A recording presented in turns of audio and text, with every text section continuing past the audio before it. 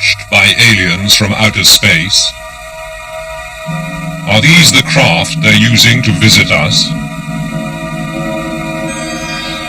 Did this Scottish forester really have a close encounter in this lonely glade? And what does this classic UFO film show? A flying saucer, or something more down to earth? Mysteries from the Files of Arthur C. Clarke, author of 2001 and inventor of the communication satellite. Now in retreat in Sri Lanka after a lifetime of science, space and writing, he ponders the riddles of this and other worlds. I think I can claim to be a reluctant expert on UFOs. I've been interested in them for almost 50 years, long before the phrase flying saucers was invented. UFOs are very common. If you've never seen one, you're either unobservant or you live in a cloudy area. I've seen half a dozen good ones, and now I have some very definite opinions on the subject.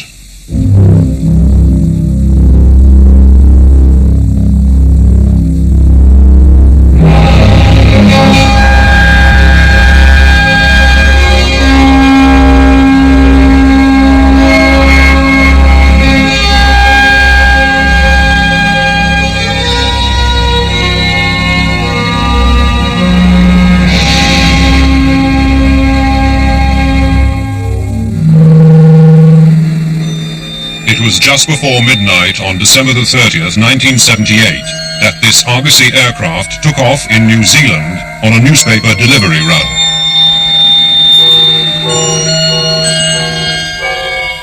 It followed the route taken 10 days earlier by a plane which had reported weird flying objects off the Kaikoura coast, objects confirmed by radar controllers in Wellington. Now a TV crew was on board with Australian reporter Quentin Fogarty. We're now approaching the Clarence River, where the highest concentration of UFOs was sighted on the morning of December the 21st. We're at an altitude of 14,000 feet, and we're on exactly the same route taken by Captain Bell when he encountered those mysterious objects. It's a beautiful clear night outside, and naturally we'll be looking out for anything unusual. Hardly had Fogarty spoken when things began to happen. We've just heard from Wellington radar that we've got an object about a mile behind us and it's following us. Let's hope they're friendly. It's really getting a bit frightening up here. There's a whole formation of unidentified flying objects behind us. But there were closer encounters to come. On the return journey from Christchurch, Fogarty spotted another object. It's extremely bright, much brighter than any of the other stars in the sky. Now it's just dimmed, it's gone. It's back again and appears to be going behind cloud. I can't quite make out whether in fact it's going behind cloud or whether in fact the light is just dimming. No, it's such a bright light, it's lighting up the clouds around it. It's by far the best of the unidentified flying objects we've seen so far. According to our cameraman, David Crockett, who's been filming it for the past few moments, it appears to have a brightly lit bottom and a transparent sort of sphere on top, so it appears to be, well, like a flying saucer. Another one, right in front of us, very bright, giving off an orange flashing light. It looks like an aircraft beacon. It seems to be rolling and turning. I really don't know what's going on. After the plane landed at Blenheim, the investigation began. Skeptics suggested they'd seen the planet Venus, but most of the film was taken more than half an hour before Venus could have been visible. An American Navy physicist, Dr. Bruce Maccabee, analyzed the film and rejected theories that it showed meteors or ships or birds. Several of the objects had shown up on radar screens. One of them had left this extraordinary trail on a single frame of film. And although the start of this sequence is out of focus, some frames seem to show what the TV crew and pilots said they'd seen. A luminous base with a transparent top. Dr. Maccabee's conclusion, no known explanation could account for all the facts.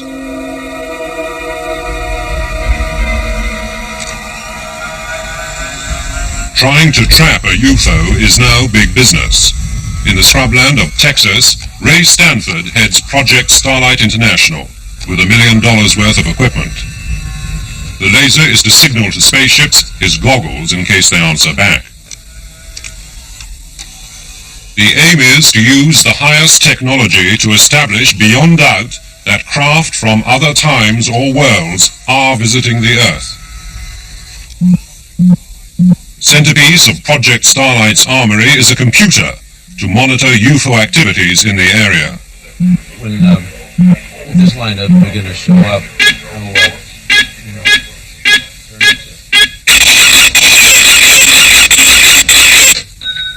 This is an Operation Argus alert.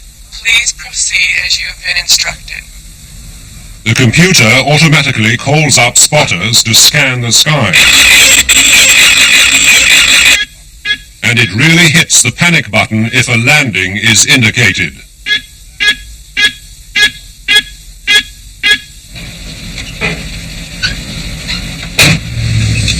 With techniques like these, Stanford hopes to add to the evidence he's already amassed. Like this film he shot at Corpus Christi in Texas in 1959.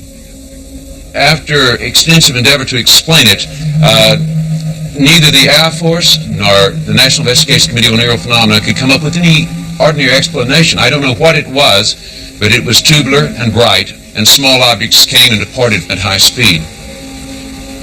We have motion picture films, magnetometer recordings, sound recordings, and a whole variety of data that begin to make us think that UFOs are technological, that they're really not something natural after all, but something not only technological, but highly sophisticated and capable of speeds and accelerations far beyond anything that we've ever dreamed of. In fact, we've really been surprised at how fast these things can move that we've tracked. And frankly, I would say that they simply don't originate on the Earth, at least any place on the Earth that I know of. If the Soviet Union has that kind of technology, so God help the free world. And if the free world has it, God help the Soviets.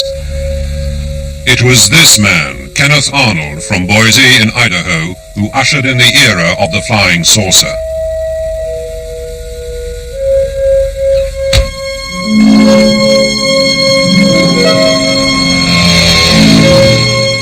On June the 24th, 1947, he took off from this airfield at Chehalis in Washington State and headed for the high Cascade Mountains. A member of the Idaho Search and Rescue Organization, his intention was to look for a crashed military aircraft. But as he scoured the slopes of Mount Rainier, something happened to change his life and trigger off a worldwide obsession that endures to this day. At this point is when I would say approximately is where I had this terrific flash hit the air. My aircraft lit up the inside of my aircraft, and I assumed, of course, at the time in a split second that it was probably a P-51 fighter that had dove over my nose, and it was the sun's reflecting upon his bright wing surfaces that caused it. However, before I gathered my wits together, I looked way off here to the north, and then when I saw where the flash came from, it was an echelon formation of very peculiar-looking aircraft, and they were rapidly approaching Mount Rainier. And it was at about this point when I got here, I could see their tail surfaces, or the rear end of them, and the second craft from the rear had a more or less crescent-shaped look, and it had a hole in the center of it. And of course, I kept mulling in my mind, that's the damnedest looking airplane I ever saw. Arnold timed the craft as they sped between two mountain peaks almost 50 miles apart. I looked at my sweep second hand on my 24-hour clock, and they had covered this distance of approximately 50 miles in 1 minute and 42 seconds. It was placing their speed at approximately 1,700 miles an hour, 1,781 it came out at that distance, which was, of course, unheard of in 1947. He abandoned his search and landed.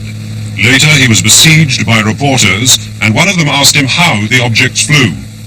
I says, well, I tell you, they flew erratically like a saucer would if you skipped it across the water. And, of course, then all of a sudden, the term flying disc and this type of thing, or crescent-shaped or whatnot, was completely dropped, and everybody started seeing flying saucers. And they've been seeing them ever since. And photographing them too. Anywhere from Australia, where a sheep farmer took this strange shot, to America and this 1950 classic from McMinnville in Oregon. Some pictures show such detail that skeptics simply scoff. Others are more enigmatic. This is from Madre de Dios in Peru. This was taken by teenager Stephen Pratt at Conisborough in Yorkshire. Pictures can be faked, and eyewitnesses can be mistaken.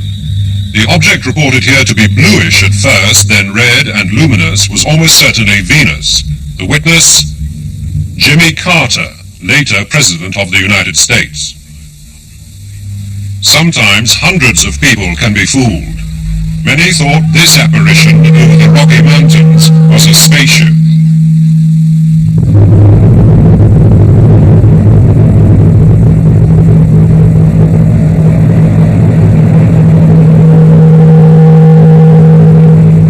In fact, it was a large meteorite which grazed the Earth's atmosphere 40 miles up and then bounced off forever into space.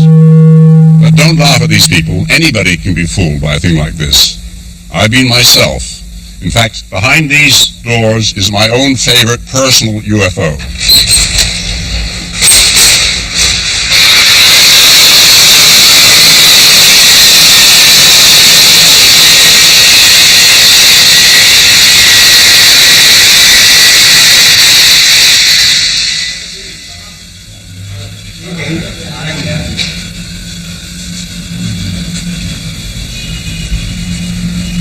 Amen.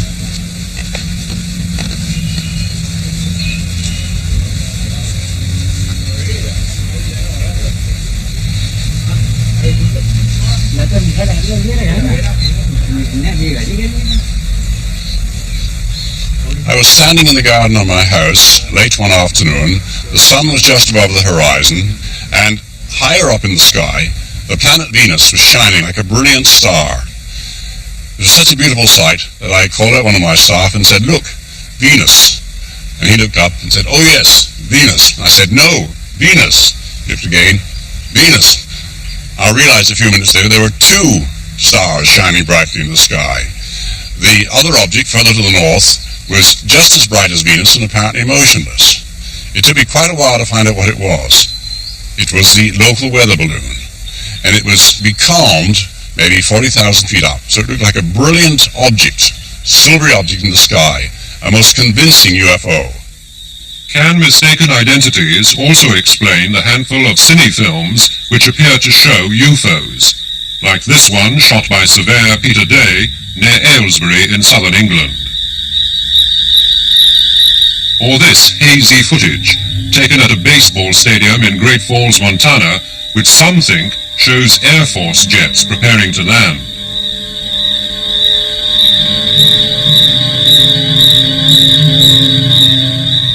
Or this, filmed by a British television crew in Oxfordshire.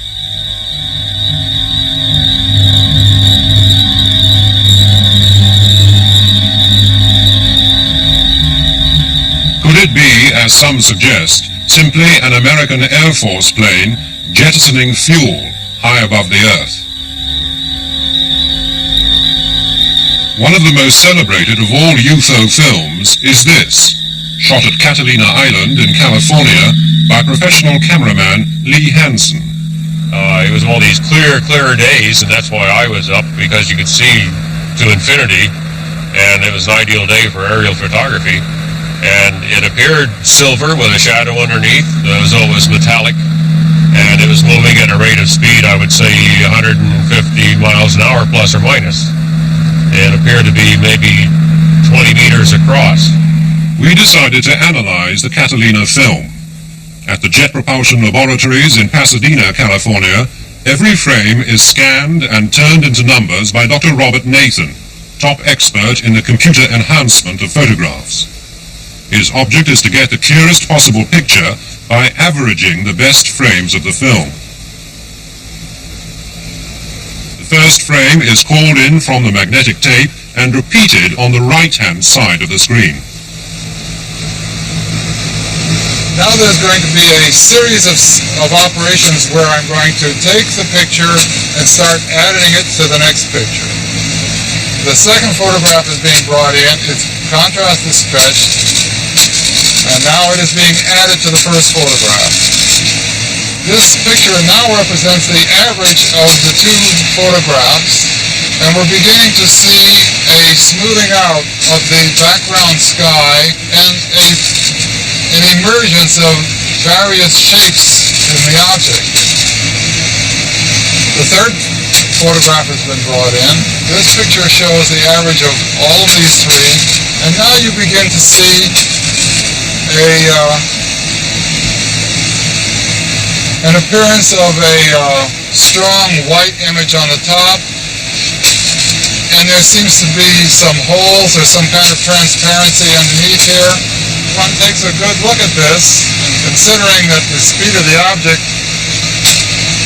as reported by Lee Hansen, the photographer, is that this is moving at about 120 miles an hour, this begins to look like a small commercial airplane. And one can draw the comparison that you have the bright wing on the top, the windows, and the stabilizer, the rudder structure, and that's it.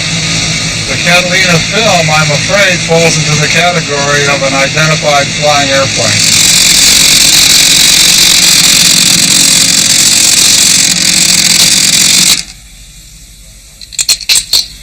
Well, I've looked at this film quite a few times, and I'm convinced that it was a small private plane. There's no need to look any further for an explanation.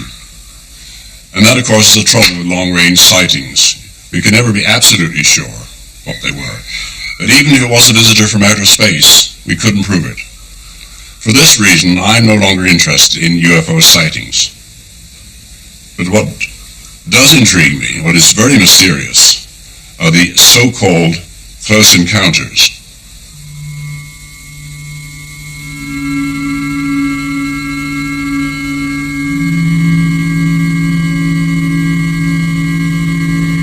One such encounter happened to Mrs. Jessie Rustenberg, then living in this Staffordshire farmhouse. It was on an October day, the 25th of October in 1954.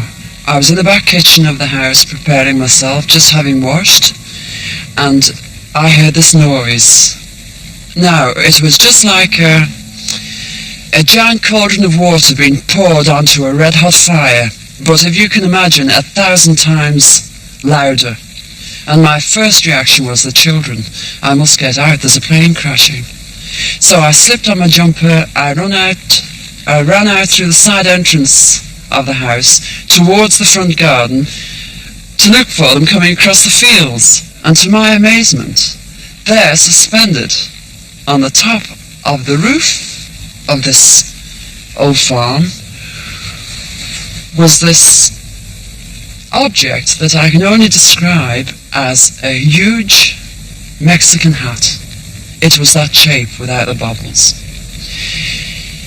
It must have been 15 to 20 yards from where I stood. It covered the roof, so in circumference it must have been about 60 feet. It was enormous. The people in the spacecraft were just looking out. I could see them from the waist to the top of their heads. They were very beautiful people. They had long golden hair, like the old kings used to wear, turned under. They had a very vivid blue like ski type affair on, and they just looked at us. Their eyes, the expression in their eyes were full of compassion. And then all of a sudden I felt the tension leaving me, and I felt movement, and I turned round to touch my children, and when I looked again, it was gone. Now, we stood there, and I said to the boys, "Did you see what I seen?" "Yes, Mummy, yes." I said, "But where is it? It's gone." And we looked, and my second son said, "There it is, Mum." And we watched it in the sky, just like a cotton reel, circle round the farm 3 times, and then it just shot straight up and away.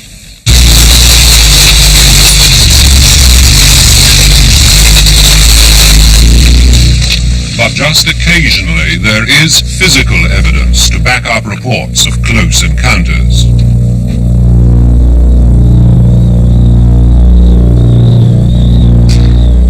On the morning of November the 9th, 1979, forestry worker Bob Taylor walked down this woodland track outside Livingston New Town near Edinburgh. He rounded a corner and was astonished to be confronted by an unearthly object. It was a huge thing with a big round dome, a very dark grey colour, and had a big flange going all the way around. I could see arms sticking out of this flange with what I took to be blades on the top. Later he described what he'd seen to a local newspaper artist who drew this sketch. As I stood here, there was 2 balls came out, 2 balls. I would think they'd be about 3 feet in diameter with about 6 spikes. And they were rolling on these spikes, and they came right up beside me, and I remember feeling a tug at that time. A very powerful smell, a choking sort of smell, and that was it. He crawled up this path and staggered home, to be met on the doorstep by his bewildered wife. It looked terrible when he came in the door, and he just stood at the door, and I said, "Have you had an accident with your lorry?" And he said, "No, I've been attacked." And I said, "What with?" And he said, "A spaceship." And I said, "Oh goodness me, there's no such a thing as a spaceship. I'm going to phone the doctor. You must have fell and hurt your head." He looked quite shocked, and he was drained. He was right white, and his face was dirty, and he had a red scar here, and his clothes were all dirty, and his trousers, and then he told me his trousers had been torn. Station Bargate. The police were called, and they discovered inexplicable track marks at the scene of the incident. On examining the area, I found 2 track marks in approximately 40 holes in the ground. And these are the track marks here, and these are the 40 holes. Since then, I've photographed the holes. This is a photograph of the hole here. This is the holes that measured approximately 3.5 inches. And this other photograph here, you can actually see the tread marks which correspond to the marks here. These markings of tracks were actually inside this area here that's fenced off, and there was definitely no other tracks leading to or from this area. These are the trousers worn by Mr. Taylor. As you can see, they're of fairly heavy material.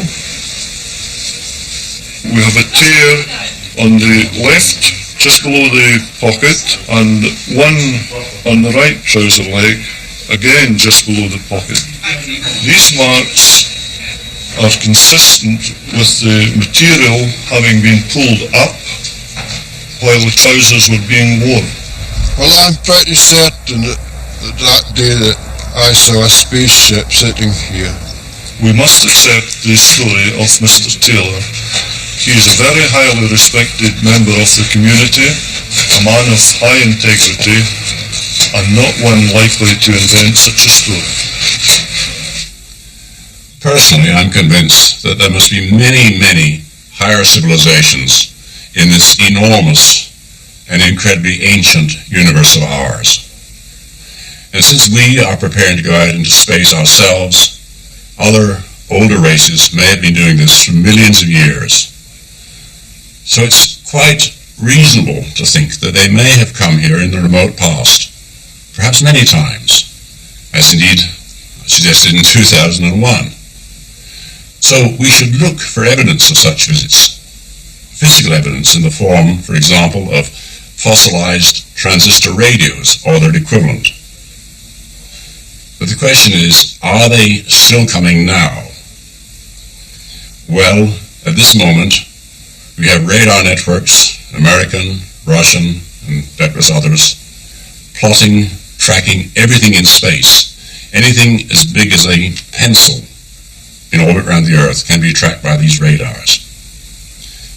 Is it conceivable that we've been having visitors over the last decades trying to sneak up on us, landing in obscure places, being seen by a few people, and not by these enormous tracking networks? I feel that when there really is a visitation from space, it'll be something spectacular, rather like the climax of the movie Close Encounters of the Third Kind. We'll be certain of it within about 5 minutes. You may wonder, what should you do if you do meet a visitor from space? Well, be very polite and be prepared for a long journey.